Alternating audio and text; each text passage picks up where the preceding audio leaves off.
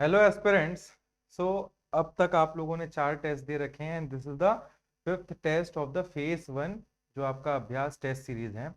इस पे हम लोग आज डिस्कशन करेंगे 100 जो आपके एमसीक्यू क्वेश्चंस हैं उनके बारे में। सबसे पहले फर्स्ट क्वेश्चन को हम देखेंगे। जो फर्स्ट क्वेश्चन है आपके स्क्रीन पे है, आप लोग पहले इस क्वेश्चन को पढ़िए। अच्छा, जब यूट्यूब पे देख रहे हैं, आप कहीं पे भी देख रहे हैं, तो वाइल डिस्कसिंग जब भी आपको क्वेश्चन हम दिखाते हैं तो वहां पे आप पॉज कर लीजिए।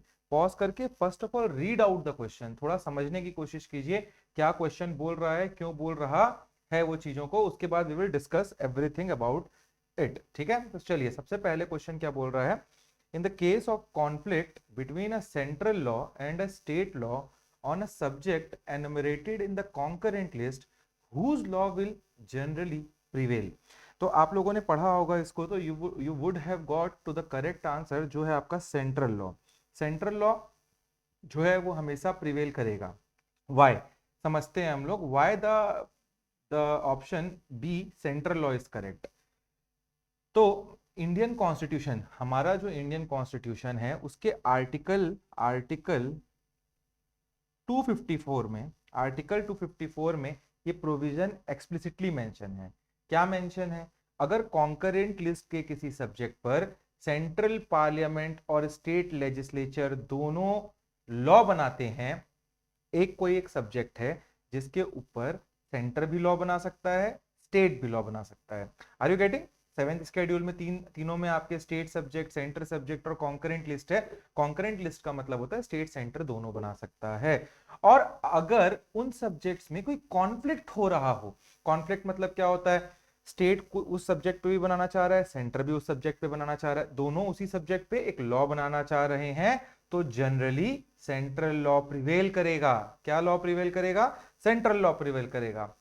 क्यों होगा ऐसा? फिर क्या मतलब हुआ भाई कॉन्करेंट लिस्ट रखने का, ये सब चीजों का? इसका मेन रीजन है कि हमारे कॉन्स्टिट्यूएंट मेकर्स, जो कॉन्स्टिट्यूशन जिन्होंने बनाया है, उन्होंने सेंट्रल गवर्नमेंट को ज्यादा पावर दी है। We are a quasi federal, हम फेडरल हैं, बट इसीलिए बोलते हैं ना we are a quasi federal. Unitary भी नहीं है, फेडरल भी नहीं है, हम बीच में हैं। मतलब we are a federal government, we are a federal constitution with a bias towards the centre. तो ये हमारे कॉन्स्टिट्यूशन मेकर ने बनाया था। क्यों बनाया था आपके दिमाग में ये भी आएगा। सो द रीजन इज कि हमारे कॉन्स्टिट्यूशन मेकर ने इस कंट्री, हमारी कंट्री में सारे लॉ जो है यूनिफॉर्म रहे और एक स्टेबिलिटी मेंटेन रहे, उसके लिए सेंटर को ज्यादा पावर दी थी। ऑल दो इसका एक एक्सेप्शन भी है। अगर स्टेट का लॉ प्रेसिडेंट के एसेंट, जैसे कि प्रेसिडेंट के पास जाता है वो लॉ और प्रेसिडेंट से एसेंट ले लेता है, तब वो स्टेट लॉ उस स्टेट में प्रिवेल करेगा। तो ये थोड़ा सा एक्सेप्शन है, आपको पता होना चाहिए। लेकिन पार्लियामेंट इस एक्सेप्शन को भी ओवरराइड कर सकती है अगर वो बाद में उसी सब्जेक्ट पर कोई नया लॉ बना दे। Are you getting my point? ठीक है। अब बोलोगे तुम अलग अलग, अब स्टेट लॉ क्यों गलत है, स्टेट लॉ क्यों रॉन्ग है? State law only prevails in a specific exception when it get presidential assent, जो मैंने अभी आपको समझाया। Generally central law has the supremacy. Second is what? Both are void, ये भी रॉन्ग हो जाएगा। A conflict doesn't make a law void, याद रखिएगा भाई। कॉन्फ्लिक्ट आया है, कॉन्फ्लिक्ट को रिजॉल्व कर लेंगे, लॉ को वॉइड क्यों कर देंगे?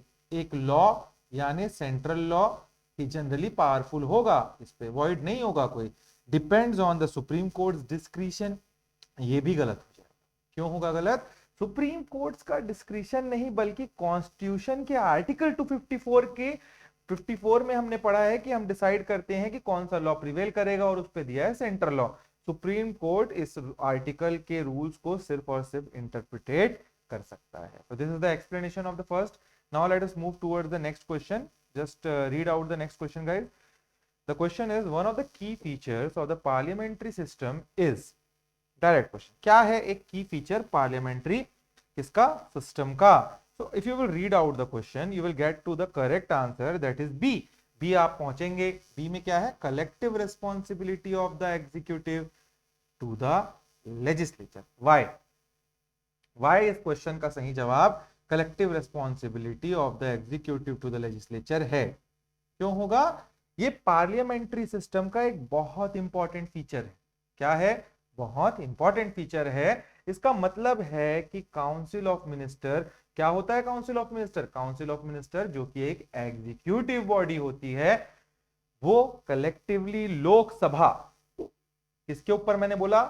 वो कलेक्टिवली लोकसभा के प्रति रेस्पॉन्सिबल होते हैं। अगर लोकसभा में लेट्स टेक एन एग्जांपल, अगर लोकसभा में कोई नो कॉन्फिडेंस मोशन पास हो जाता है, तो ऐसा नहीं है कि नो कॉन्फिडेंस मोशन पास हो तो एक मिनिस्टर ही बस जाएगा, पूरी काउंसिल ऑफ मिनिस्टर को रिजाइन करना पड़ता है, ना कि सिर्फ एक मिनिस्टर को। इसी को हम बोलते हैं कलेक्टिव रेस्पॉन्सिबिलिटी, इसे ही कहा जाता है। और ये एक टीम एफर्ट और अकाउंटेबिलिटी को प्रमोट करता है। They swim together, they sink together, ठीक है, याद रखिएगा ये लाइन को। वो तैरेंगे तो सब तैरेंगे, डूबेंगे तो सब डूबेंगे, ठीक है। Now the next is separation of power between executive and legislature. ये जो ए है ये क्यों गलत हो जाता है? Separation of power American presidential का फीचर है, याद रखिएगा, ठीक है। उसका वो कोर प्रिंसिपल है। हमारे यहां भी सेपरेशन ऑफ पावर है, शेड्यूल 7 में we have separated the power, sorry not the schedule 7(1), separation of power we are also having the judiciary, the executive and the legislature, but ये स्पेसिफिकली वो maintain करते हैं। वहां क्या होता है? प्रेसिडेंशियल इलेक्शन अलग से होता है और प्रेसिडेंट चुनता है, एग्जीक्यूटिव लेजिस्लेचर से नहीं आते हैं। ट्रंप को आपने देखा होगा, वहां ऐसा नहीं कि सांसद ही मिनिस्टर बनेगा, ठीक है। तो ये हमारे कोर प्रिंसिपल्स में नहीं है। Next is fix tenure of the executive, ये क्यों गलत हो जाता है? फिक्स टेन्योर, जैसे कि यूएसए में प्रेसिडेंट का 4 साल का टेन्योर होता है, ये प्रेसिडेंशियल सिस्टम का फीचर है, आपको पता होना चाहिए। 4 साल 2 बार आप बन सकते हैं, ठीक है। पार्लियामेंट्री सिस्टम में एग्जीक्यूटिव का टेन्योर लेजिस्लेचर के कॉन्फिडेंस पे डिपेंड करता है। वहां एक बार मिनिस्टर बन गए, 4 साल रहोगे। यहाँ पे ऐसा नहीं है, यहाँ पे आपको मिनिस्टर के पद से हटाया भी जा सकता है, कुछ भी किया जा सकता है, ठीक है। That is what it is. Next is president as both head of state and head of government. ये क्यों रॉन्ग हो जाता है फिर? ये भी प्रेसिडेंशियल सिस्टम जैसे कि यूएसए का ही फीचर है। तो ये तीनों जो फीचर्स है ना, ये मैंने एग्जीक्यूटिव के, मतलब ये यूएसए या बोल सकते हो प्रेसिडेंशियल सिस्टम का मैंने डलवाया, और ये आपका पार्लियामेंट्री सिस्टम से एक ही था। कलेक्टिव रेस्पॉन्सिबिलिटी जो वहां नहीं है, हमारे यहाँ है, ठीक है। तो ये आपको पता होना चाहिए। ये आप एक्सप्लेनेशन को भी पढ़ सकते हैं अच्छे से, ठीक है। Next we will move towards the next question. तो इस क्वेश्चन को पढ़िए आप लोग, the third question in your screen. Who among the following can preside over a joint sitting of both House of Parliament if a bill is referred to it? तो ये बहुत easy सा क्वेश्चन और बहुत टफ भी question है। पता होगा तो ठीक है, वरना कयास ही लगाते रह जाते हैं हम। तो इसमें याद रखिएगा, हमेशा जब भी लोकसभा और राज्यसभा दोनों में कोई एक टसल हो जाता है और इन दोनों को ज्वाइंट सिटिंग करनी पड़ती है, तो यहाँ पे डिप्टी स्पीकर या स्पीकर, सॉरी, यहाँ पे आपको दिमाग में आएगा कि भाई एक तो लोकसभा में स्पीकर है और राज्यसभा में चेयरमैन है, तो इन दोनों में कौन बैठेगा?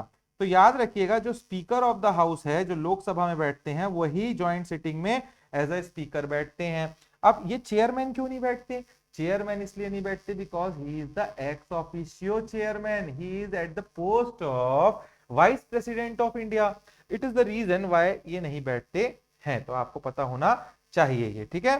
द प्रेसिडेंट ऑफ इंडिया बहुत इजी है, प्रेसिडेंट ज्वाइंट सिटिंग को बुलाते हैं, he summons the joint sitting. अगर क्वेश्चन पूछता हु summons the joint sitting in India, तो that is the answer is president of India, ठीक है। बट उन्हें प्रिसाइड करने का हक नहीं है, अधिकार नहीं है उनको। The vice president of India मैंने पहले ही बता दिया, वो राज्यसभा के एक्स ऑफिशियो चेयरमैन होते हैं, पर ज्वाइंट सिटिंग को वो प्रिसाइड नहीं करते हैं, उनके पास ये पावर नहीं है। The chief justice of India, ये भी रॉन्ग है। Chief justice of India judiciary का हिस्सा है, उनका काम लॉ को इंटरप्रिटेट करना है, ना कि पार्लियामेंट्री प्रोसीडिंग को प्रिसाइड करना, ठीक है। तो ये आपको पता होना चाहिए बहुत अच्छे से। Next we will talk about the fourth question. पढ़िए आप लोग फोर्थ क्वेश्चन को। Who administer the oath of the house to the who administer the oath of office to the president of India. इसका मतलब कोई भी प्रेसिडेंट अगर चुन के आता है तो उस प्रेसिडेंट ऑफ इंडिया को कौन ओथ दिलाता है? So he is the chief justice of India. ये आंसर आपका होगा, इसका ए आंसर होगा chief justice of India. Why so? अब ये थोड़ा समझते हैं। तो हमारे कॉन्स्टिट्यूशन के आर्टिकल 60, किस आर्टिकल की बात कर रहा हूं मैं? आर्टिकल 60 ऑफ आर कॉन्स्टिट्यूशन में साफ साफ लिखा है कि इंडिया के प्रेसिडेंट का शपथ शपथ का मतलब अंग्रेजी में oath chief justice of India दिलाते हैं। तो यहां दिमाग लगाना ही नहीं, कोई डाउट नहीं, क्लियर लिखा है संविधान में तो वो कर रहे हैं हम लोग भाई, ठीक है। और अगर चीफ जस्टिस ऑफ इंडिया उस पर्टिकुलर टाइम में अवेलेबल नहीं होते हैं तो फिर कौन कराएगा, तब फिर सीनियर मोस्ट जज ऑफ सुप्रीम कोर्ट उन्हें शपथ दिलाते हैं या ओथ दिलाते हैं।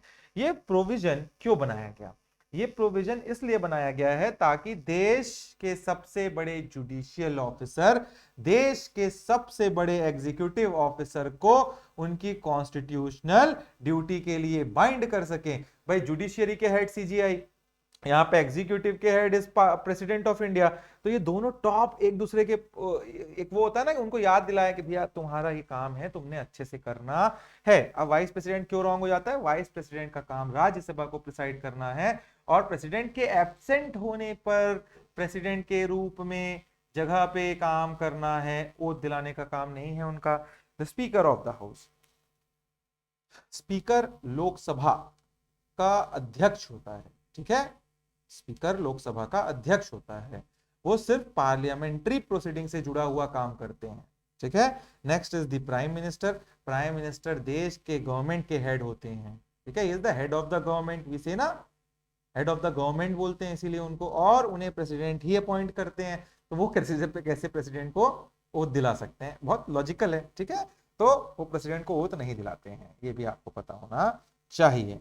नेक्स्ट क्वेश्चन आप देखेंगे, what is the minimum age prescribed for a person to be eligible for election as president of India. बहुत डायरेक्ट क्वेश्चन है, बहुत दिमाग लगाने की आवश्यकता नहीं है, याद है तो याद है, इसमें कुछ समझाने वाली चीज नहीं है, ठीक है। ज्यादा 35 ईयर्स याद रखिएगा, इस सवाल का सही जवाब आपको 35 ईयर्स पता होना चाहिए। इंडियन कॉन्स्टिट्यूशन के आर्टिकल 58, कौन से आर्टिकल, आर्टिकल 58 में प्रेसिडेंट बनने के लिए क्वालिफिकेशन दी गई है। जैसे आपको क्वालिफिकेशन दी जाती है ना कि आप सीजीपीएससी का फॉर्म भरोगे तो मिनिमम ग्रेजुएट होने चाहिए, वैसे ही इसको भी क्वालिफिकेशन होता है कि भाई मिनिमम एज क्या होना चाहिए, अनसाउंड माइंड के नहीं होने चाहिए, तो ऑफिस ऑफ प्रॉफिट नहीं होना चाहिए, ऐसे बहुत सारी चीजें हैं इसमें, ठीक है।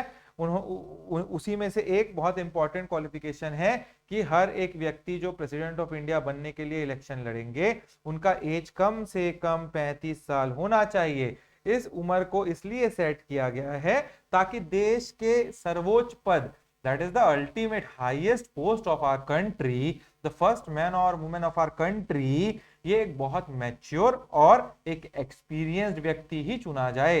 इट इज 35 ईयर्स तक उन्होंने काफी चीजें की होंगी तभी उतना नाम करके वहां तक पहुंचे होंगे वो, ठीक है। 25 ईयर्स क्यों रॉन्ग है, 25 ईयर्स इसलिए रॉन्ग हो जा रहा है क्योंकि 25 ईयर्स लोकसभा का है, किसका है, लोकसभा का। मेंबर बनने के लिए आपको 25 साल का होना होगा, लड़िए जाके फिर लोकसभा का चुनाव। आप लोगों को हम देखना चाहते हैं संसद के अंदर, अगर आप ऑफिसर बन जाते हैं तब नहीं, ऑफिसर नहीं बन पाए तो जरूर आप लोग चुनाव लड़िएगा। Then next is the 30 years, 30 years Rajya Sabha के मेंबर बनने के लिए आपका मिनिमम एज का क्राइटेरिया है। एंड 40 ईयर्स किसी भी पॉलिटिकल पोस्ट के लिए ऑफिशियली प्रिस्क्राइब्ड मिनिमम एज नहीं है। भैया 4 ऑप्शन डालने थे तो चौथा क्या डालते हैं हम, 25, 30, 35 है मगर 40 हम डाल दिए, किसी को लगेगा 40 टिक कर ले वो। Next is the 6th question, आप पढ़िए, the subject on which both the center and state government can legislate are listed in, पहले ही मैंने बता दिया 3 सब्जेक्ट, शेड्यूल 7 में 3 सब्जेक्ट्स हैं, एक है सेंटर, एक है स्टेट और एक है कॉन्करेंट। और ये कॉन्करेंट लिस्ट में ही दोनों के दोनों लॉ बना सकते हैं। तो क्या बोला मैंने, हमारे कॉन्स्टिट्यूशन के 7th शेड्यूल, कौन से शेड्यूल याद रखिएगा, 7th शेड्यूल में लेजिस्लेटिव पावर को 3 लिस्ट में डिवाइड किया गया है। कितने लिस्ट में डिवाइड किया गया है, 3 लिस्ट में डिवाइड किया गया है। जो सब्जेक्ट कॉन्करेंट लिस्ट में है, जैसे कि कौन से subject, criminal laws, education, forest, marriages, उन पर सेंटर और स्टेट दोनों गवर्नमेंट लॉ बना सकते हैं। Are you getting what I am saying, ठीक है। इसलिए इसको कॉन्करेंट लिस्ट कहा जाता है, जहां दोनों की पावर कॉन्करेंट का मतलब क्या होता है, जैसे पैरेलल लाइन चलती है ना, दोनों बराबर हैं, समांतर हैं, तो ये कॉन्करेंट इसीलिए कहा जाता है। अब इसका आंसर गलत क्या हो जाएगा, यूनियन लिस्ट क्यों गलत हो जा रहा है, यूनियन लिस्ट में सब्जेक्ट क्या होते हैं, डिफेंस के सब्जेक्ट्स होते हैं, रेलवे के सब्जेक्ट, फॉरेन अफेयर्स, इन सब पर सिर्फ और सिर्फ parliament that is the central government law बना सकती है। नेक्स्ट आपका क्या यहाँ पे एक गलत होगा, स्टेट लिस्ट में सब्जेक्ट हैं जैसे कि policies, local PRI, local government, public health, इन सब पर सिर्फ स्टेट गवर्नमेंट बना सकती है। और चौथा लिखा है रेसिड्यूरी लिस्ट, ये भी रॉन्ग हो जाता है। क्यों होता है? रेसिड्यूरी लिस्ट में वो सब्जेक्ट्स आते हैं जो ऊपर दिए गए किसी भी लिस्ट में नहीं आते हैं, ठीक है, ये आपको पता होना चाहिए। इस पर लॉ बनाने का एक्सक्लूसिव पावर सिर्फ और सिर्फ पार्लियामेंट के पास है। मतलब ऐसे भी कुछ सब्जेक्ट हो सकते हैं ना भाई जो अभी भी नहीं डले होंगे, तो ऐसा कोई सब्जेक्ट अराइज होगा तो उसको हम रेसिड्यूरी लिस्ट मान के चलते हैं उसके अंदर, ठीक है। तो ये आपको पता होना चाहिए। Read out the next 7th question. The salaries and allowances of the judge of the Supreme Court are charged upon, a very strong word is charged upon, किसके ऊपर चार्ज है? तो इसका आंसर है कंसोलिडेट फंड ऑफ इंडिया। मैं आप लोगों को चार्ज वर्ड के बारे में थोड़ा समझा देता हूँ। चार्ज कभी भी आप सुनोगे ना किसी भी फंड के ऊपर, इसका मतलब होता है एक है आपका कंसोलिडेट फंड ऑफ इंडिया। अगर मैं इस पे बोल रहा हूँ कि कोई भी चीज चार्ज अपॉन है, इसका मतलब इसमें क्लियर कर दिया गया है कि एक आदमी की salary, let's take an example, supreme court के जज की salary, it is charged upon the consolidate fund of India. इसका मतलब इसको कोई कम नहीं कर सकता, इनको कोई रोक नहीं सकता, इनको कोई बंद नहीं कर सकता। ये अगर कोई आदमी सुप्रीम कोर्ट का जज बनता है तो वो डायरेक्टली सैलरी पाएगा सीएफआई से, कोई इसके ऊपर पावर नहीं किसी और को रोकने की। इसको और कहीं मैं डीपली आपको समझाऊं तो सुप्रीम कोर्ट के जजेस की सैलरी, अलाउंसेस, सैलरीज मतलब जो तनख्वाह आ रही है, अलाउंसेस मतलब भाई उनको स्टाफ लगता है, उनको ऑफिसेस लगते हैं, they are the strong post, और उसके बाद इनको रिटायर होने के बाद पेंशन भी मिलती है। इन सबको अंडर आर्टिकल यू कैन से आर्टिकल 112 ऑफ 3, आर्टिकल 112 ऑफ 3 के तहत कंसोलिडेट फंड ऑफ इंडिया पर चार्ज होता है। चार्ज होने का मतलब है कि एक्सपेंडिचर पर पार्लियामेंट में डिस्कशन हो सकता है। याद रखिएगा मैं जो बोल रहा हूं, ये क्वेश्चन में आया कि चार्ज में कहीं चार्ज है कोई एक्सपेंडिचर तो उस पर पार्लियामेंट पे डिस्कशन नहीं हो सकता, गलत हो जाएगा। पार्लियामेंट पे डिस्कशन हो सकता है पर वोट नहीं हो सकता। क्या बोला मैंने? वोट नहीं हो सकता, ये भी आपको पता होना चाहिए। ये प्रोविजंस जज की फाइनेंशियल इंडिपेंडेंस को मेंटेन करने के लिए बनाया गया है, ठीक है, ये आपको पता होना चाहिए। ऐसे डिस्कशन हो जाएगा भैया बहुत पैसा दे रहे हैं, कम करो कम करो कम करो, भैया कम पैसे दे रहे हैं, ज्यादा करो ज्यादा करो ज्यादा करो, मगर इस पे कोई डिस्कशन नहीं होगा, जो पास होगा ऐसे वाला हिसाब है, ठीक है। क्यों? क्योंकि इनको इंडिपेंडेंट रखना है हमको, बहुत इंपॉर्टेंट है ये। इन लोग ऐसे टेंशन में है, एकदम टेंशन हो रहा है कि मेरे तनख्वाह कम मत कर दे, मैं कुछ गवर्नमेंट के खिलाफ जजमेंट दे दूं, बहुत टेंशन हो जाना है फिर तो ऐसे में इंडिपेंडेंस कम हो जाएगी। तो इंडिपेंडेंस मेंटेन करने के लिए उसको किया जाता है। अब आप बोलोगे सर फिर कंटेंजेंसी फंड ऑफ इंडिया क्यों रॉन्ग हो जाता है? कंटेंजेंसी का मतलब होता है इमरजेंसी और अनफॉर्सिन एक्सपेंसेस के लिए यूज करना। अरे बाढ़ आ गई, सुनामी आ गया, भूकंप आ गया, तब कंटेंजेंसी फंड ऑफ इंडिया से तुरंत पैसे निकाले जाते हैं with the assent of president of India. Then the next is public account of India. Public account of India भी ऑप्शन में था। पब्लिक अकाउंट उन फंड के लिए होते हैं जहां गवर्नमेंट एक बैंकर की तरह एक्ट करता है। When I am explaining anything, बहुत डीप में दे रहा हूं एक्सप्लेनेशन, अच्छे से समझिएगा। मैंने क्या बोला? पब्लिक अकाउंट वो अकाउंट होता है जब एक गवर्नमेंट एक बैंकर की तरह काम करती है, जैसे कि आपका पीएफ, आपने कभी जॉब किया हो तो पीएफ और स्मॉल सेविंग कलेक्शन उसमें जाते हैं, ठीक है, तो वो होता है पब्लिक फंड ऑफ इंडिया, ठीक है। Then the next is consolidate fund of state where they have last served. अब ये क्यों रॉन्ग हो गया आप बोलोगे? तो ये सही होता अगर यहाँ हाई कोर्ट लिखा होता, ये सुप्रीम कोर्ट लिखा हुआ है, ठीक है। हाई कोर्ट के जजेस की सैलरी स्टेट के कंसोलिडेट फंड पर चार्ट होती है, ठीक है, जहां वो काम कर रहे होते हैं। पर याद रखिएगा यहां भी एक कैच है, उनका जो पेंशन होता है ना वो कंसोलिडेट फंड ऑफ इंडिया पे चार्ज होता है। लेट्स टेक एन एग्जांपल, एक कोई है छत्तीसगढ़ के बिलासपुर के कोनी के हाई कोर्ट पे कोई जॉब कर रहे, मतलब जज है, जॉब कर रहे हैं, ठीक है। अब वो जज का कौन तनख्वाह देगा? तनख्वाह तो छत्तीसगढ़ गवर्नमेंट देगी जब तक वो छत्तीसगढ़ में पोस्टेड है। लेट से वो महाराष्ट्र पोस्टिंग हो गई उनकी तो महाराष्ट्र देगा, बट आखिर में तो वो स्टेट के नहीं है ना, सेंटर के हैं, तो आखिरी में पेंशन उनको central government of India charge upon the consolidate fund of India होगा वो। तो ये आपको पता होना चाहिए, काफी इंपॉर्टेंट डिस्कशन था ये जजेस के ऊपर। Next is the president of India can issue an ordinance. An ordinance कब कर सकता है? पढ़िए, इसका आंसर क्या होगा? C is the answer. When either house of parliament is not in session. भैया लोकसभा होता है, राज्यसभा होता है, दोनों में से एक भी, भाई कोई बिल है वो लोकसभा में आएगा, यहाँ से पास हो गया, मगर राज्यसभा में जाके पास नहीं होगा तो बिल तो कहीं लॉ नहीं बनेगा ना।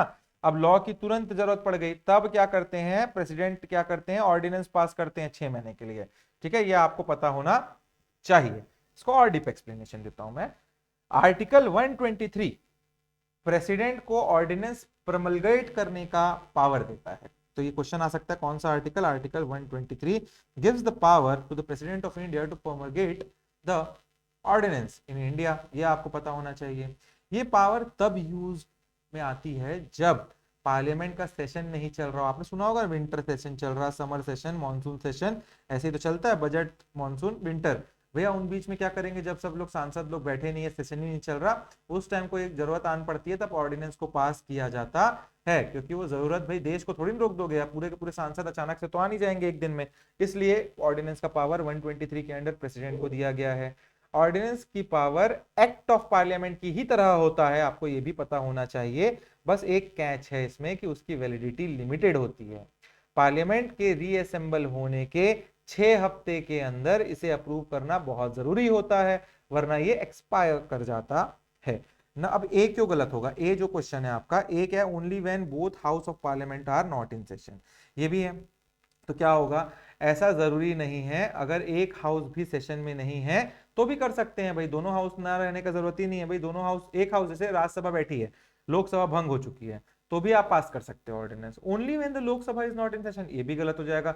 When both the house of parliament are in session but can not agree on a law, ऐसा कुछ होगा तो ज्वाइंट सिटिंग करेंगे ना, जो डी में दिया हुआ है। इसमें क्यों हम करेंगे, ये वाला तो आपका ज्वाइंट सिटिंग का ऑप्शन आ जाएगा। ठीक है, तो ये आपको पता होना चाहिए। Let us take the 9th question of today, which writ literally means to have the body of. तो ये आपका है आंसर, हेबिस कॉर्प्स। क्या, हेबिस कॉर्प्स, कॉर्प्स का मतलब बॉडी ही होता है। ठीक है, हेबिस का मतलब बुलाना, और हेबिस कॉर्प्स जो है इसका इंग्लिश में मतलब है to have the body of. ठीक है, तो ये आपका सही आंसर है। ये एक लैटिन फ्रेज है, क्या फ्रेज है, हेबिस कॉर्प्स एक लैटिन फ्रेज है जिसका मतलब होता है to have the body of. ये एक बहुत ही पावरफुल रिट है जो कोर्ट किसी ऐसे व्यक्ति को इशू करती है जिसने दूसरे व्यक्ति को डिटेन कर लिया। लेट्स से कि किसी ने किसी को किडनैप कर लिया, तो उनके नाम पे हेबिस कॉर्प्स आप लेके आइए उनकी बॉडी, ऐसे टाइप से। ठीक है, तो ये आपको पता होना चाहिए। कोर्ट उस डिटेन पर्सन को कोर्ट के सामने पेश करने का ऑर्डर देती है। जो आदमी नहीं मिल रहा उसको ला के मेरे सामने खड़ा करिए कटघरा में, ये होता है हेबिस कॉर्प्स। ठीक है, नेक्स्ट आपको पता होना चाहिए कि मैंडमस क्या होता है, सर्ट्यूटरी क्या होता है, क्यू वारंटो क्या होता है। सो व्हाट इज मैंडमस, क्यों रॉन्ग हो जाता है ये। मैंडमस का लिटर सब, ये जो मैंडमस, हेबियस कॉर्पस, सर्ट्यूटरी, ये सब लैटिन फ्रेजेस हैं। ठीक है, मैंडमस का कहीं मतलब बोलूं मैं तो इसका मतलब होता है वी कमांड। क्या होता है, वी कमांड। ठीक, तो इसीलिए ये गलत हो जा रहा है। ठीक है, इस रीट को कोर्ट किसी पब्लिक ऑफिशियल्स को उनकी ड्यूटी करने के लिए कमांड देती है कि आपका काम है ये करना और आप काम नहीं कर रहे हो, आपको कमांड किया जाएगा, ऐसे टाइप से ये मैंडमस हो जाएगा। ठीक है, किसको करती है, पब्लिक ऑफिसर्स को। सर्ट्यूटरी, ये क्यों रॉन्ग हो जा रहा है, सर्ट्यूटरी का लिटरल मीनिंग होता है टू बी सर्टिफाइड। क्या होता है, टू बी सर्टिफाइड, और या तो आप बोल सकते हो टू बी इन्फॉर्म्ड। ठीक है, इस रिट को हायर कोर्ट, जैसे हाई कोर्ट है वो लोअर कोर्ट को करेगी, सुप्रीम कोर्ट है वो हाई कोर्ट को करेगी। ठीक है, तो लोअर कोर्ट को ऑर्डर को स्क्वॉश करने के लिए, क्वॉश करने के लिए किया जाता है। कई बार क्या होता है, अपने एम्बिट के बाहर भी कोर्ट लोग अपना ऑर्डर इशू कर देते हैं। अब भाई आपके पास पावर ही नहीं था उस ऑर्डर को इशू करने के लिए और आपने इशू कर दिया, तो हायर कोर्ट बोलता है मेरे पावर को तुम यूज करोगे, सर्ट्यूटरी खत्म, क्वॉश, क्वॉश कर दिया आपके पूरे डिसीजन को। आपके एम्बिट में वो पावर था ही नहीं। पहली क्लास के छात्र हो और दूसरी क्लास के छात्र का तुम पेपर लिखने जाओगे, नहीं नहीं, हम दूसरी क्लास के छात्र हैं और आपका ऑर्डर हम कैंसिल कर दें, ये है sir. Next is quo warranto. What is quo warranto, Q warranty क्यों रॉन्ग हुए, क्यू वारंटो का लिटरल मीनिंग है by what authority, by what authority. इस पर्टिकुलर क्यू वारंटो वाले रिट को कोर्ट किसी पब्लिक ऑफिस पर या किसी व्यक्ति के क्लेम की लीगैलिटी को चेक करने के लिए इशू करता है, ये आपको पता होना चाहिए। ठीक है, किस अथॉरिटी से ने आपने ये पेपर पे साइन किया, किस अथॉरिटी से आपने इसको, इस चीज को राशन कार्ड नहीं बनने दिया, किस अथॉरिटी से आपने ये मैरिज सर्टिफिकेट इशू किया, ये होता है क्योर। ठीक, समझ आया। Next is the principle of collective responsibility means that, C इसका आंसर होगा। पढ़ लीजिए पॉज करके, तो इसके बाद एक्सप्लेनेशन देता हूं। हमारे कॉन्स्टिट्यूशन में आर्टिकल 75 ऑफ 3, क्या आर्टिकल 75 ऑफ 3 में कलेक्टिव रिस्पॉन्सिबिलिटी का एक प्रिंसिपल मेंशन किया गया है। अब ये प्रिंसिपल क्या है, इसका मतलब है कि कैबिनेट द्वारा लिए गए हर एक डिसीजन के लिए पूरी काउंसिल ऑफ मिनिस्टर की टीम, पूरी काउंसिल ऑफ मिनिस्टर एक टीम की तरह रिस्पॉन्सिबल होती है। मतलब काउंसिल ऑफ मिनिस्टर के अंदर जितने भी आते हैं, होम मिनिस्टर, ये मिनिस्टर, वो मिनिस्टर, मिनिस्टर ऑफ स्टेट, सारे के सारे, आपने भले होम मिनिस्ट्री ने कोई एक डिसीजन लिया, सारे मिनिस्टर आप लोग एक ही थे, you swim together, you sink together, ठीक है, सब एक साथ तैरोगे, सब एक साथ डूबोगे, ये होता है कलेक्टिव रिस्पॉन्सिबिलिटी। अगर लोकसभा में एक भी मिनिस्टर के against no confidence motion pass हो जाता है तो पूरी मिनिस्ट्री को रिजाइन करना पड़ेगा। Let's take an example, finance minister के ऊपर, यूटोपियन बोल रहा हूं ऐसी, फाइनेंस मिनिस्टर के ऊपर नो कॉन्फिडेंस मोशन पार्लियामेंट के लोकसभा में पास हो जाता है, तो आपका ऐसा नहीं है कि फाइनेंस मिनिस्टर बस इस्तीफा देंगे, होम मिनिस्टर, प्राइम मिनिस्टर सब इस्तीफा देंगे, ठीक है। दिस इज व्हाट इज कंधे से कंधा मिला के काम करना is the collective responsibility, you have to know that, ठीक।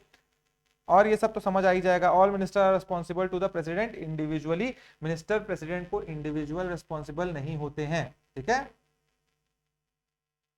सॉरी, मिनिस्टर प्रेसिडेंट को इंडिविजुअली रिस्पॉन्सिबल होते हैं, लेकिन इसको कलेक्टिव रिस्पॉन्सिबिलिटी नहीं बल्कि हम इंडिविजुअल रिस्पॉन्सिबिलिटी कहते हैं, ये आपको पता होना चाहिए। Minister agree on all policy decision unanimously, ये गलत हो जाएगा, सिंपल है, मिनिस्टर इंटरनल मीटिंग में डिसएग्री कर सकते हैं, लड़ाई वड़ाई कर देंगे, बाल वाल खींच ले रहे हैं ऐसे टाइप से, लेकिन एक बार डिसीजन हो जाने के बाद उन्हें उसे पब्लिकली सपोर्ट करना ही पड़ता है, ठीक है, ये आपको पता होना चाहिए, बाद में नहीं कर सकते आप कुछ। Minister are only responsible for the affair of their own department, ये इंडिविजुअल रिस्पॉन्सिबिलिटी है, कलेक्टिव रिस्पॉन्सिबिलिटी नहीं है, तो इसलिए ये भी गलत हो जाता है, आपको पता होना चाहिए ये भी। Let's talk about the next question, the council, पढ़िए इसको, the council of minister is collectively responsible to the, इसका आंसर है लोकसभा, क्या है इसका आंसर, लोकसभा। तो इसको आप थोड़ा सा समझते हैं हम लोग। हमारे इंडियन कॉन्स्टिट्यूशन के आर्टिकल 75 ऑफ 3, कौन से आर्टिकल, आर्टिकल 75 ऑफ 3 में साफ साफ लिखा हुआ है, कभी कभी बेयर एक्ट पढ़ लिया करिए आप लोग, the council of ministers shall be collectively responsible to the house of people, और हाउस ऑफ पीपल होता है लोकसभा। तो कोई भी बोलेगा कि जो आपके मिनिस्टर हैं वो राज्यसभा के ऊपर क्या है रिस्पॉन्सिबल, तो वो गलत होगा। आर्टिकल 75 ऑफ 3 में दिया है clearly, they should be responsible to the house of people, और हाउस ऑफ पीपल ही होता है लोकसभा। इसका मतलब पूरा काउंसिल ऑफ मिनिस्टर, जिसके हेड हमको पता है कौन होते हैं, प्रधानमंत्री, the president of India, the prime minister of, sorry, the prime minister of India, वो होते हैं। लोकसभा के ऊपर, लोकसभा के प्रति अकाउंटेबल होता है, इनका अकाउंटेबिलिटी होती है इनकी। अगर लोकसभा में नो कॉन्फिडेंस मोशन पास हो जाता है तो पूरी की पूरी मिनिस्ट्री को रिजाइन करना पड़ता है, इसी को हम कलेक्टिव रिस्पॉन्सिबिलिटी बोलते हैं। Let us talk about the next question, let us talk about the next question, the parliament can make law on a subject enumerated in the state list if, तो ये आप थोड़ा पढ़िए पहले क्वेश्चन को, answer है सब, चारों ये सही है। अभी क्यों चारों सही है मैं एक एक करके आप लोगों को बताता हूँ, ठीक है।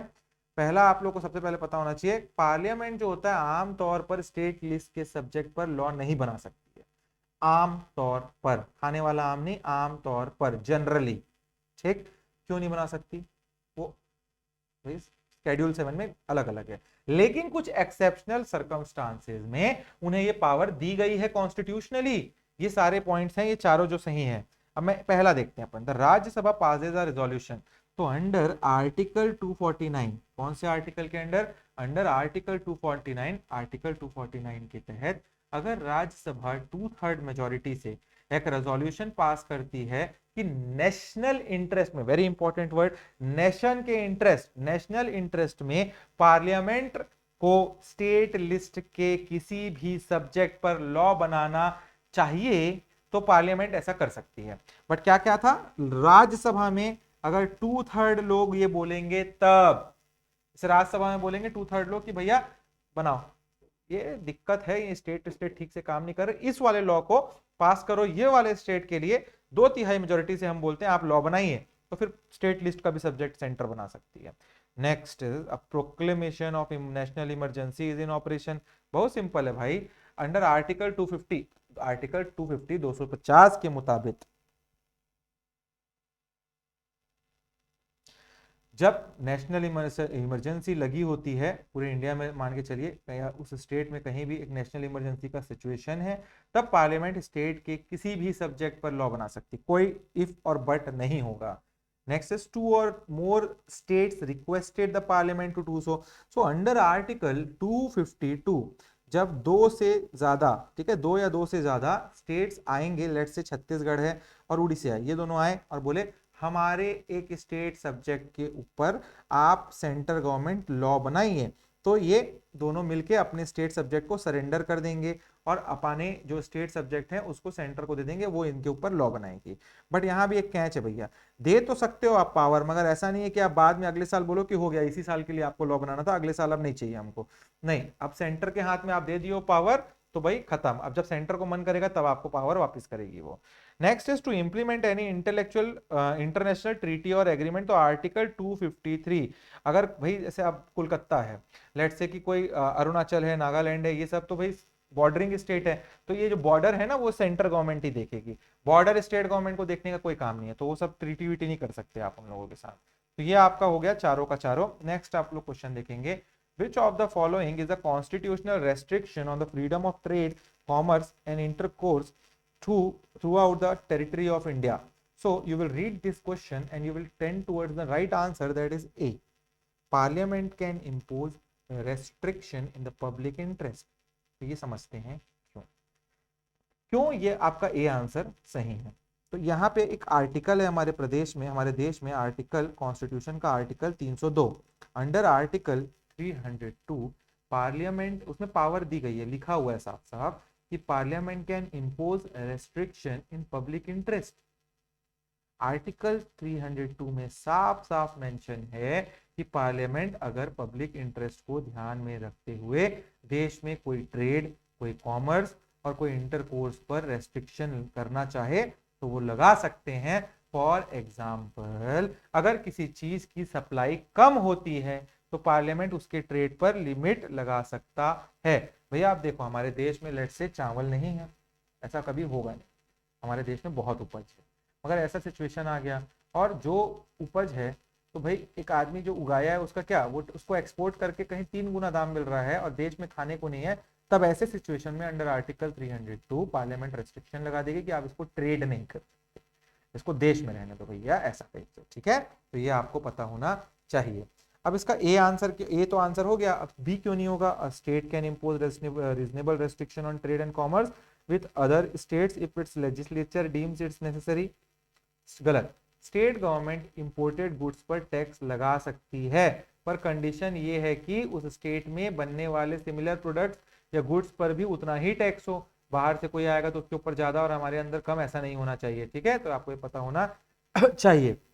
चलो नेक्स्ट क्वेश्चन की तरफ चलते हैं हम लोग। वो next question is what is the retirement age for a जज of supreme court of India. तो ये तो डायरेक्ट क्वेश्चन है, 65 साल, इसमें क्या ही बताना है। इंडियन कॉन्स्टिट्यूशन के आर्टिकल 124 ऑफ 2 इसके अंदर एक्सप्लिसिटली मेंशन्ड है सुप्रीम कोर्ट के जज की retirement age explicitly 65 years specify कर दी गई, लिख दी गई है उसमें। इस एज के लिमिट का उद्देश्य है जुडिशरी की इंडिपेंडेंस और कॉन्टिन्यूटी को बनाए रखना, ठीक है। तो ये आपको पता होना चाहिए। Next question is which of the following is not a subject of union list in the 7th schedule of the Indian constitution. तो ये चारों को कहीं पढ़ोगे ना तो defence is from the centre, railway is from the centre, foreign affairs मैंने बता दिया सेंटर, तो ये पब्लिक हेल्थ जो है ये नहीं है। क्या नहीं है? पब्लिक हेल्थ नहीं है। इंडियन कॉन्स्टिट्यूशन के 7th शेड्यूल में लेजिस्लेटिव पावर को 3 हिस्सों में डिवाइड किया गया है, यूनियन लिस्ट, स्टेट लिस्ट और कॉन्करेंट लिस्ट इसमें डिस्ट्रीब्यूटेड है, ये मैंने अभी भी बताया आप लोगों को। पब्लिक हेल्थ स्टेट लिस्ट का सब्जेक्ट है, इसका मतलब है कि स्टेट गवर्नमेंट इस पर लॉ बना सकती है और उन्हीं को इसकी प्राइमरी अथॉरिटी दी गई है। दूसरी तरफ जो डिफेंस है, रेलवे है, फॉरेन अफेयर्स है, ये तीनों यूनियन लिस्ट का हिस्सा है, तो आपको पता होना चाहिए ये भी। Next is the term public act in the article 261 full faith and credit would include. पढ़िए एक बार, और जब भी पब्लिक एक्ट की बात की जाए तो under article 261 all of the above, legislature, executive और जुडिशरी तीनों आएगा। आर्टिकल 261 में जो public act, record and judicial proceeding term use हुआ है, यही लिखा है ना, act, public act, record and judicial proceeding, यही तीनों टर्म आर्टिकल 261 में लिखे हैं, यही टर्म यूज हुए हैं। तो उसको ब्रॉडली इंटरप्रिटेट किया गया है। इसका मतलब है कि एक स्टेट के अंदर होने वाले सारे पब्लिक एक्ट, अगर कोई स्टेट है और उस स्टेट के अंदर होने वाले सारे पब्लिक एक्ट क्या आते हैं, सारे आते हैं। तो जब भी जिसके अंदर लेजिस्लेचर भी आएगा जो लॉज बनाता है, एग्जीक्यूटिव आएंगे जो लॉज का रिकॉर्ड रखते हैं, और जुडिशियरी भी आएंगी जो कोर्ट रिकॉर्ड और जजमेंट को शामिल होता है उसमें, ठीक है। उनको दूसरे स्टेट में भी फुल फेथ एंड क्रेडिट दिया जाना चाहिए। ये प्रोविजन फेडरल स्ट्रक्चर में यूनिटी और हार्मनी प्रमोट करता है। इसका सीधा एग्जांपल है, देखा आप लोगों ने देखा होगा, कभी कोई मूवी देखी है तो उसमें बोला जाता है ना, ये सुप्रीम कोर्ट के केस में ऐसा वर्डिक्ट मिला था, तो ये वर्डिक्ट, भाई हम क्या करते हैं, कोटेशन देते हैं, जो वकील होते हैं इन लोग, तो ये क्यों देते हैं, क्योंकि सुप्रीम कोर्ट में दिया हुआ कोई भी वर्डिक्ट उसमें full faith and credit high court को मेंटेन करके रखना है। और अगर सिमिलर केस में अगर सुप्रीम कोर्ट में वैसा कोई डिसीजन आया है तो high court has to maintain the decorum, तो इसीलिए ये आपको मालूम पता होना चाहिए, ठीक है। All of the above is the answer. Next is which of the following statement about the emergency provision and the center state relation is incorrect? So read out all the explanation and you will reach to the correct answer, that is D. अब मैं इसको पढ़ूंगा तो बहुत time लग जाएगा, ऐसे में 4 घंटे की एक क्लास बनेगी, इसलिए आई एम नॉट रीडिंग। आपके पास ऑप्शन है, पॉज कर सकते हैं, पढ़िए इसको, ठीक है। अब मैं एक्सप्लेन करता हूं आपको क्यों इस क्वेश्चन का सही आंसर डी है। ये स्टेटमेंट इनकरेक्ट है, ठीक है।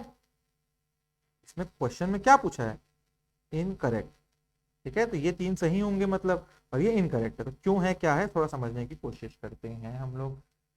इमरजेंसी के दौरान सेंटर और स्टेट के फाइनेंस, जो फाइनेंशियल रिलेशन है उसमें चेंजेस आते हैं, ठीक है। For example financial emergency under article 360, उसके अभी तक तो देश में नहीं लगा है, मगर अगर लगता है तो उसके टाइम पे जब आर्टिकल 360 के अंदर फाइनेंशियल इमरजेंसी लगी हो, सेंटर स्टेट्स को फाइनेंशियल प्रॉपर्टी, आप बोल सकते हो जो सेंटर स्टेट्स को फाइनेंशियल प्रायोरिटी ऑब्जर्व करने का डायरेक्शन दे सकता है, ठीक है। और क्या कर सकता है, वो बोल सकता है स्टेट को कि भैया आप स्टेट गवर्नमेंट के एम्प्लॉयज की सैलरीज को कट करो, आप उनके अलाउंसेस को कट करो, ये सारे डायरेक्शन सेंटर स्टेट को दे सकता है under article 360 financial emergency. Similarly article 352 में कहीं मैं बोलूं, जब नेशनल इमरजेंसी लगी उस दौरान भी प्रेसिडेंट सेंटर और स्टेट्स के बीच में रेवेन्यू डिस्ट्रीब्यूशन को मॉडिफाई कर सकते हैं, और बाकी सब स्टेटमेंट करेक्ट है, ठीक है। तो ये गलत का मैंने एक्सप्लेनेशन दे दिया आपको क्यों गलत हो गया हो। अब बाकी क्यों सही है, तो ए में लिखा है during a national emergency president can make a law on any subject in the state list, सही, कहीं भी बना सकता है आर्टिकल 250 के अंदर। नेक्स्ट बी क्यों सही हो जाएगा, ड्यूरिंग अ स्टेट इमरजेंसी, मतलब स्टेट इमरजेंसी मतलब प्रेसिडेंट रूल के टाइम पे the president can assume all or any of the function of the state government, जी हाँ, कोई भी फंक्शन के अंदर आप प्रेसिडेंट उन पर रख सकते हैं। अब आखिरी है सी क्यों गलत सही है, during a financial emergency the centre can direct state to observe canon of financial emergency, ये भी सही है, ठीक है, मैंने पहले ही एक्सप्लेन कर दिया। नेक्स्ट क्वेश्चन को रीड आउट करिए, जज of supreme court can be remove from their office only on the ground of, तो ये क्लियरली मेंशन्ड है अंडर आर्टिकल 124 ऑफ 4 कि जो जज है उसको सिर्फ और सिर्फ आप प्रूव्ड मिसबिहेवियर और इनकेपेसिटी, वो दिवालिया हो जाए, बैंकरप्सी, उनको तब नहीं हटाया जा सकता अगर उनका बिहेवियर गलत माना जाता है। तो आर्टिकल 124 ऑफ 4 के अनुसार सुप्रीम कोर्ट के जजेस को उनके पोस्ट से रिमूव करने के सिर्फ 2 ही ग्राउंड दिए गए हैं। उसमें क्लियर लिखा है कि अगर आप प्रूव कर दो कि प्रूव्ड मिसबिहेवियर है उनका कहीं, या ही इज इनकेपेबल, या उनकी इनकेपेसिटी है टू बी अ जज ऑफ सुप्रीम कोर्ट, तब इन 2 ग्राउंड को एंश्योर करने के लिए मतलब तब आप उसको हटा सकते हो, ठीक है। ये क्यों रखा गया है कि जुडिशियरी के इंडिपेंडेंस को बनाया जा सके, ठीक है। Bankruptcy is not a constitutionally specified ground of the removal of supreme court जज, ये आपको पता होना चाहिए। Next is which of the following statement about the appointment of judge to the supreme court is correct, इसको पढ़िए आप, और जब आप पढ़ेंगे तो आंसर आपको सही पता चलेगा। C is the answer, the national judicial appointment commission NJAC was declared unconstitutional by supreme court. So what is NJAC? NJAC national judicial appointment commission को 99th क्या बोलते हैं हम 99th कॉन्स्टिट्यूशनल अमेंडमेंट एक्ट 2014 के थ्रू बनाया गया था।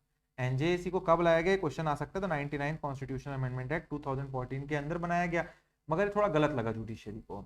उसको 2015 में सुप्रीम कोर्ट ने अनकॉन्स्टिट्यूशनल डिक्लेयर कर दिया और दोबारा से कोलेजियम सिस्टम को क्या कर दिया, स्टार्ट कर दिया।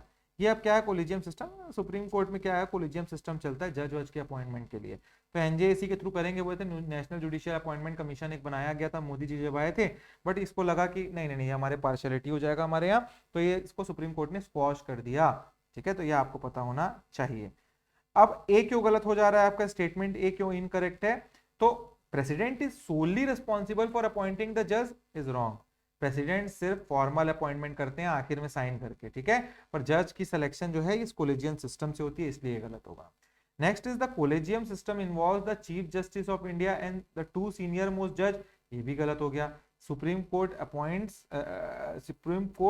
अपॉइंटमेंट के लिए कोलेजियम सिस्टम में चीफ जस्टिस ऑफ इंडिया और 4 सीनियर मोस्ट जज होते हैं, 2 नहीं, ठीक है, इसलिए वो गलत हुआ। Next is parliament play a direct role in the selection of individual जज इज रॉन्ग, कोई रोल नहीं होता उनका, ठीक है।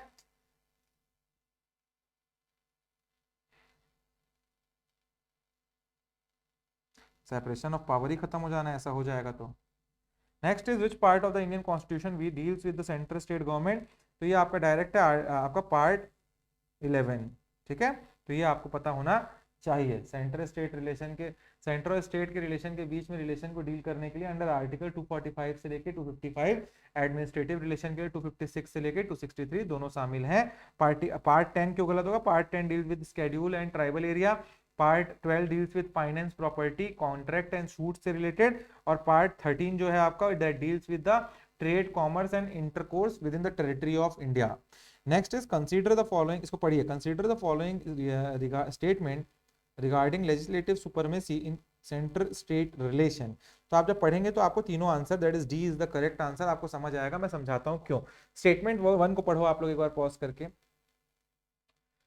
समझिए। आर्टिकल 245 ऑफ 1, क्या मैंने बोला? आर्टिकल 245 ऑफ 1 के तहत, व्हाट आर्टिकल 245 1 सेज कि एक स्टेट लेजिस्लेचर अपने स्टेट या उसके किसी भी पार्ट के लिए लॉज बना सकती है। इसका टेरिटोरियल जुरिस्डिक्शन लिमिटेड होता है, ये आपको पता होना चाहिए। यहां उल्टा हो जा रहा है, यहां पे वही चीज लिखा हुआ है सही सही, ठीक है। Next is the territorial jurisdiction of state legislature extends to whole or any part of the state, एकदम सही, उनकी टेरिटरी तक है। Next is the parliament can make law for the whole or any part of the India even for extra territorial operations. तो article 245 of 2 के अंतर्गत parliament पूरे देश या उनके किसी भी पार्ट के लिए लॉ बना सकती है, और इस लॉ को एक्स्ट्रा टेरिटोरियल ऑपरेशन के लिए भी बनाया जा सकता है, यानी इंडिया के बाहर भी अप्लाई हो सकता है ये, ठीक है। नेक्स्ट इज जो आप पढ़ेंगे तो आपको समझ आएगा, ये statement doctrine of territorial nexus के बारे में है। किसके? Doctrine of territorial nexus. क्या है ये? इसका मतलब है जो जुडिशियरी ने, पर्टिकुलरली ये जो आपका doctrine of nexus, doctrine of territorial nexus है, ये जुडिशियरी ने इवॉल्व किया है। क्या इवोल्यूशन है? इनके मुताबिक एक स्टेट लेजिस्लेचर भी एक्स्ट्रा टेरिटोरियल लॉ बना सकती है, प्रोवाइडेड क्या, उस लॉ और स्टेट के बीच एक सफिशिएंट नेक्सस होना चाहिए, जैसे हमारे और आपके बीच में एक सफिशिएंट नेक्सस है, आप हमसे पढ़ रहे हैं, ठीक है। That is what, for example, मैं एग्जांपल लेता हूं, अगर किसी क्राइम के एक पार्ट, आप बोल सकते हो अगर कोई क्राइम या किसी क्राइम का एक पार्ट स्टेट में हुआ हो, किसी स्टेट में वो क्राइम हुआ हो एक पार्ट उसका, और दूसरा पार्ट बाहर हो गया, देश के बाहर हो गया, तो स्टेट लॉ अप्लाई हो सकता है उनके ऊपर, ठीक है। That is the least example what I can give. समझ आया आप लोगों को? सीआईडी जाते हैं ना बाहर देश में भी। Which of the following bodies is entrusted with the constitutional duty of coordinating a relation between the state and the center in various fields apart from the specific dispute resolution? तो वो inter state council इसका answer होगा। क्यों होगा? तो under article 263 इसके अंतर्गत council को प्रेसिडेंट स्टैब्लिश करते हैं। जैसे जो इंटर स्टेट काउंसिल है उसको प्रेसिडेंट स्टैब्लिश करते हैं, जिसका प्राइमरी पर्पस सेंटर और स्टेट के रिलेशन को कोऑर्डिनेट करना है। मतलब सेंटर और स्टेट के बीच में एक नेक्सस मेंटेन करने के लिए आपका ये इंटर स्टेट काउंसिल को बनाया गया, स्टैब्लिश किया जाता है। आपको पता होना चाहिए, ठीक है। इसका काम क्या है? इसका काम डिस्प्यूट को डिस्कस करना, दो स्टेट के बीच में नर्मदा कावेरी वाटर डिस्प्यूट चलते रहते हैं, उन सबको डिस्कस करना और कॉमन इंटरेस्ट पर रिकमेंडेशन देना होता है, ठीक है, ताकि पॉलिसीज और एक्शन में बेहतर कोऑर्डिनेशन बनाया जा सके हमारे देश में। जोनल काउंसिल क्यों गलत हो जाएगा? तो जोनल काउंसिल जो है आपका, zonal councils are statutory bodies for regional cooperation, not overall centre state coordination, ठीक है, वो जोन के लिए होता है। Next is national development council, it is an extra constitutional body. अब नीति आयोग ने इसकी जगह ले ली है, तो ये तो गलती हो जाना था। नेक्स्ट इज नीति आयोग, तो NITI Aayog is a policy think tank जो कोऑपरेटिव फेडरलिज्म को प्रमोट करता है, बट इंटर स्टेट काउंसिल की तरह एक कॉन्स्टिट्यूशनल बॉडी नहीं है वो, ठीक है, जिसका specific mandate inter state coordination होता है, वैसा नहीं है नीति आयोग, आपको ये पता होना चाहिए। Next is the salary and allowances of the minister are determined by parliament. एकदम याद रखना, सैलरी वैलरी कभी भी डिटर्मिनेशन की बात हो रही है, चाहे जज हो, चाहे संविधान में प्रेसिडेंट हो, कोई भी हो, हमेशा पार्लियामेंट करेगी सेंटर में जब भी बात होगी, ठीक है। सो अंडर आर्टिकल 75 ऑफ 6 उसके मुताबिक मिनिस्टर की सैलरीज और अलाउंसेस को पार्लियामेंट की उसके ऊपर पार्लियामेंट ही लॉ बना सकती है, वही उनको डिटरमाइन कर सकते हैं। इसका मतलब क्या हुआ कि एग्जीक्यूटिव मेंबर की सैलरी और मतलब एग्जीक्यूटिव मेंबर की सैलरी पर लेजिस्लेटिव कंट्रोल होता है, जिससे ट्रांसपेरेंसी और अकाउंटेबिलिटी भी रहती है, आपको पता होना चाहिए। नेक्स्ट क्या होगा क्वेश्चन आपका? When a bill passed by a state legislature is reserved by the governor for the consideration of president, what options does the president have regarding the bill? इसको जब पढ़िएगा आप तो आपको आंसर निकल के आएगा डी, दैट इज 1 2 3। अब मैं समझाता हूं क्यों इसमें सिर्फ 1 2 3 क्यों सही है और 4 क्यों गलत है। तो पहला क्या है? Give assent to the bill, bill law बन जाता है, ठीक है, तो ये सही हो गया। Next is withhold assent from the bill, जी हाँ, बिल पास नहीं हो पाता, ठीक। Next is direct the governor to return the bill if it is not a money bill for reconsideration by the state government. President bill को state legislature के consideration के लिए वापस भेज सकते हैं अगर कोई स्टेट बिल है तो। एक इंपॉर्टेंट पॉइंट ये है कि अगर स्टेट लेजिस्लेचर बिल को दोबारा पास कर देती है तो भी प्रेसिडेंट उस एसेंट को देने के लिए बाउंड नहीं है। मतलब सेंटर में क्या होता है, अगर एक कोई बिल है उसको प्रेसिडेंट के पास भेजा गया, प्रेसिडेंट को लगा नहीं नहीं नहीं ठीक नहीं, अमेंडमेंट करो, वापस भेज दिए, फिर पार्लियामेंट बोला नहीं नहीं नहीं आपने गलत किया प्रेसिडेंट, हम वापस वैसे ही भेज देंगे, ABCD भी चेंज नहीं किया, तो प्रेसिडेंट को वहां पे करना ही पड़ेगा साइन। बट ये स्टेट में नहीं है, स्टेट को में के कोई बिल को भेजा गया, गवर्नर ने प्रेसिडेंट के पास भेजा और प्रेसिडेंट ने वापस भेज दिया, बोला कि अमेंडमेंट करके लाओ, और स्टेट ने वापस भेजा, फिर प्रेसिडेंट रोक सकते हैं, तो ये आपको पता होना चाहिए, ठीक है। अब चौथा क्यों गलत हो गया? बिकॉज प्रेसिडेंट मनी बिल को कंसिडरेशन के लिए वापस नहीं भेज सकते हैं यहां भी, ठीक है, उन्हें या तो उसको एसेंट देना पड़ेगा या फिर सीधा विड्रॉ करना पड़ेगा उससे। Next is which of the following describes the type of government adopted by the Indian constitution. तो ये तो हमको पता ही है, parliamentary form of the government है हम सब। इंडिया ने यूनाइटेड किंगडम, हमारे ऊपर भाई रूल कर रहे थे ब्रिटेन के लोग, ब्रिटिश लोग, यूनाइटेड किंगडम के लोग, तो उनका पार्लियामेंट्री सिस्टम था, वही पार्लियामेंट्री सिस्टम को हमने अडॉप्ट कर लिया, जहां executive that is council of minister, legislature that is parliament के प्रति अकाउंटेबल होते हैं, ठीक है, पार्लियामेंट के प्रति अकाउंटेबल होते हैं ना पूरा काउंसिल ऑफ मिनिस्टर लोकसभा के ऊपर।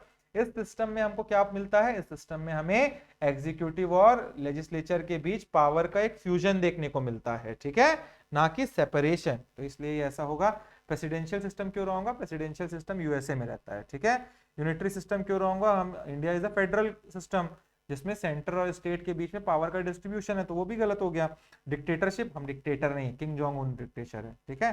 तो कुछ क्वेश्चन तो बहुत इजीली बनाए जा सकते हैं ऐसे।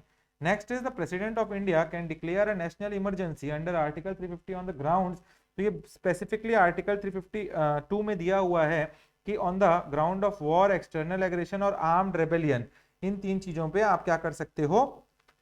इमरजेंसी लगा सकते हो। अब इसको थोड़ा समझना अच्छे से, ठीक है। अंडर आर्टिकल 352, अंडर आर्टिकल 352 इसके अंतर्गत president of India national emergency कौन कर सकता है? President of India national emergency declare कर सकते हैं। अब ओरिजिनली जब prime minister of India Indira Gandhi ने नेशनल इमरजेंसी लगाई थी तब ना वॉर, एक्सटर्नल एग्रेशन और इंटरनल डिस्टरबेंस ये वर्ड था एक, कि भारत देश के अंदर इंटरनल कोई डिस्टरबेंस हो रहा है तो भी आप नेशनल इमरजेंसी लगा सकते हो। मगर क्या हुआ, ऐसे इमरजेंसी लगा दी थी इंदिरा गांधी ने इसी तहत, इंटरनल डिस्टरबेंस हो रहा है।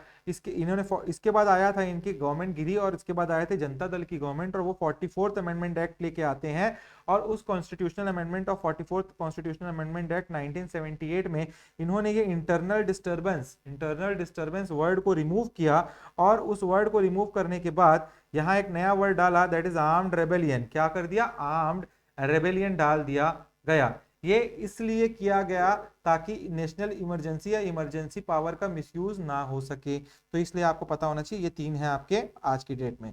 ये इंटरनल डिस्टरबेंस अगर क्वेश्चन यूपीएससी या सीजीपीएससी में पूछा होता बिफोर 1978 तो सही हो जाता, बट अब ये होगा आपका, ठीक है, क्योंकि इस वर्ड को हटा के ये डाल दिया गया है। Next is under article which article of the Indian Constitution provide for the adjudication of dispute relating to water of interstate river or river valley। तो ये आर्टिकल 262 है। डायरेक्ट आपको याद रखना पड़ेगा इन चीजों को। आपको थोड़ा समझा देता हूं मैं क्या चीजें हैं। आपको पता होना चाहिए कि आर्टिकल 262 पार्लियामेंट को पावर देता है कि वो इंटर स्टेट रिवर डिस्प्यूट को रिजॉल्व करने के लिए लॉ बना सकते हैं। क्या कर सकते हैं? लॉ बना सकते हैं।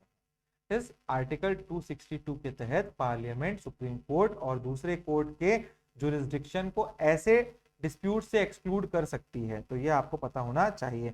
आर्टिकल 260 क्यों गलत होगा? It deals with the jurisdiction of union in territories outside India. तो इंडिया के अंदर तो है नहीं।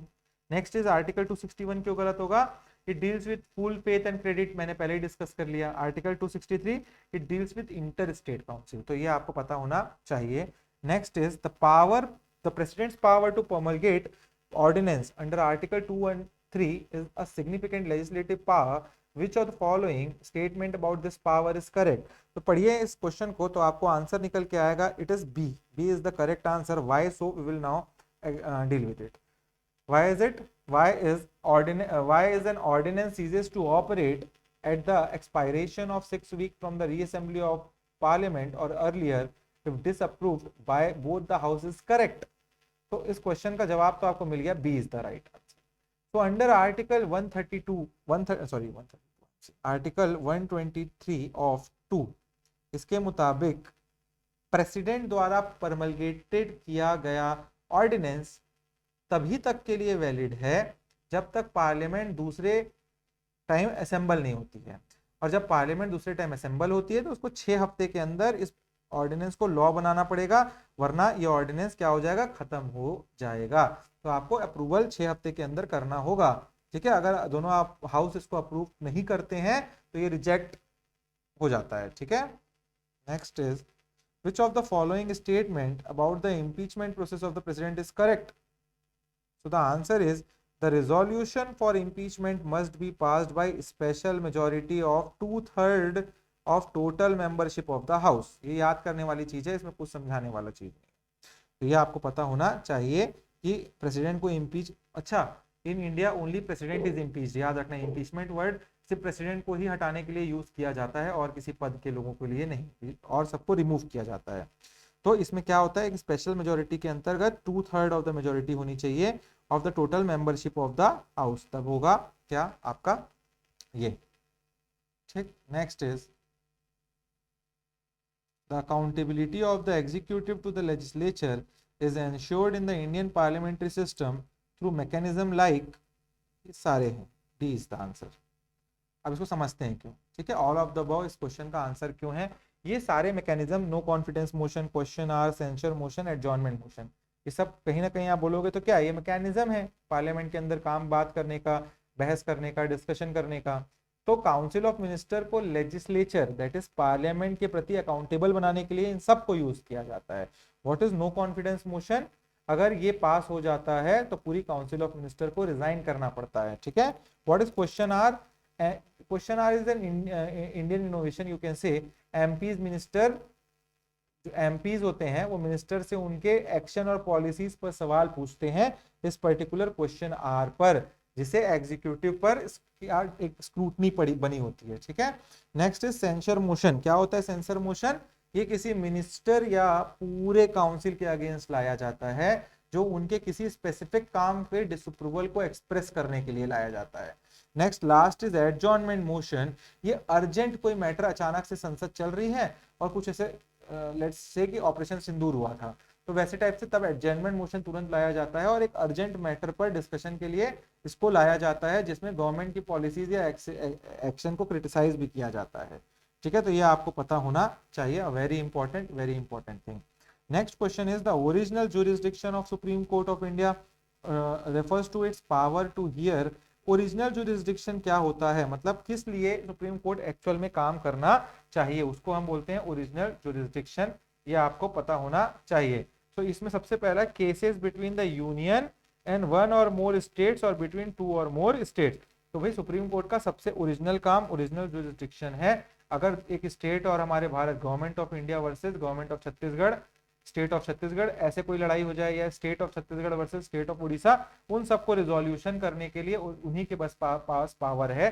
किसके पास? सुप्रीम कोर्ट के पास। ये आपको पता होना चाहिए। ठीक है, सो सुप्रीम कोर्ट के एक्सक्लूसिव ओरिजिनल जुरिस्डिक्शन का मतलब समझे आप, कि उसका मतलब है कि ये केसेस सीधे सुप्रीम कोर्ट में ही सुने जाएंगे, कोई हाई कोर्ट लोअर कोर्ट में नहीं।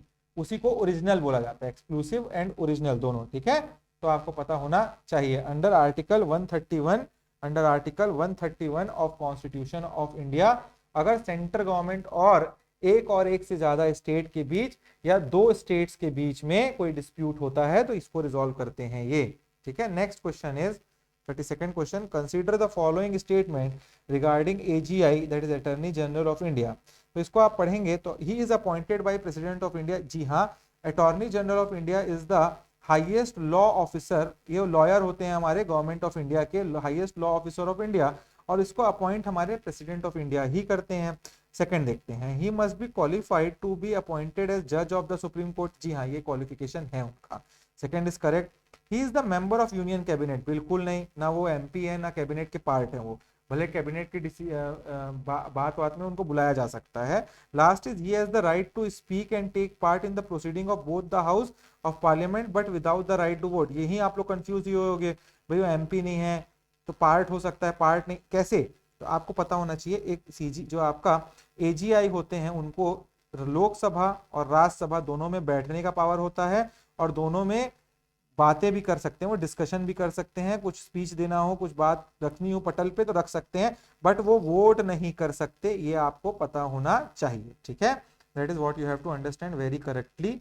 नेक्स्ट इज 33rd क्वेश्चन जो है, which of the following is not one of the objective of zonal council. तो यहाँ क्वेश्चन में नॉट बोला है, पहले नॉट और ये सब पढ़ ले करो। ठीक है, गोला लगा ले करो। मेरा तो आसान तरीका होता है, मैं क्वेश्चन पढ़ता हूँ, नॉट इनकरेक्ट दिखता है मैं गोला लगा लेता हूँ उसमें। जैसे ही गोला लगता है तो आपके दिमाग में आता है नॉट खोजना है, नॉट नॉट नॉट जो गलत है वो। ठीक है, तो यहाँ पे आंसर कहीं देखोगे तो to resolve dispute related to inter state river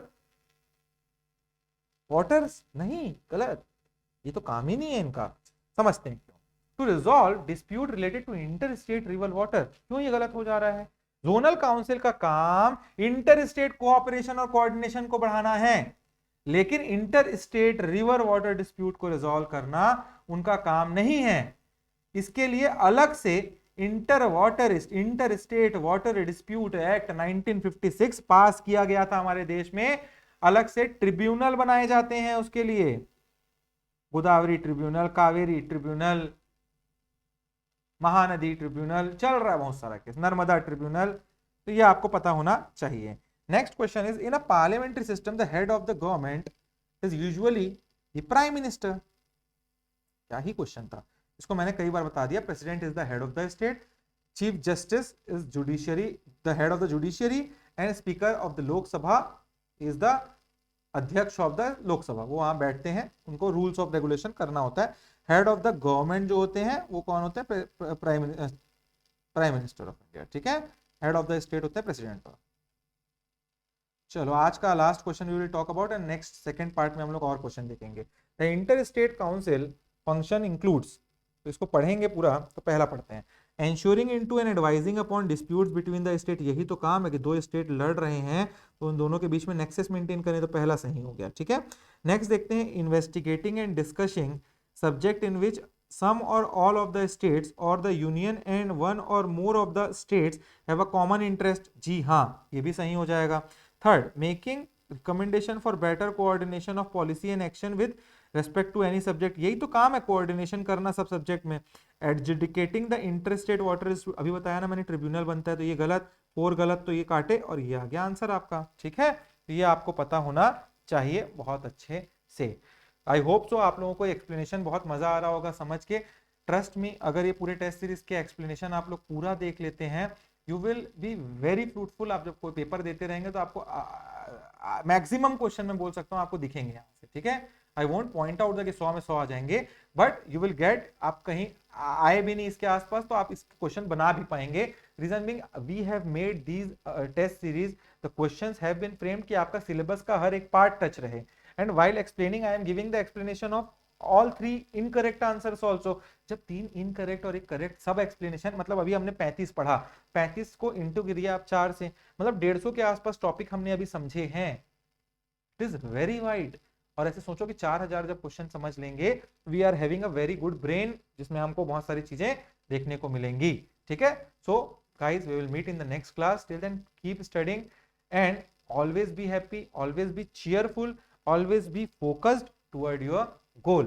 और कोई भी आप लोगों को दिक्कत आती है तो I am always there, call me at 7009748991। आपके पास मेरा नंबर है ही, सब लोगों के पास। डीएम मी, कॉल मी, कुछ भी दिक्कत आ रही है तो we will get sit together and we will crack the examination. चलिए फिर मिलते हैं नेक्स्ट क्लास में। Till then keep studying. Thank you for watching the classes guys.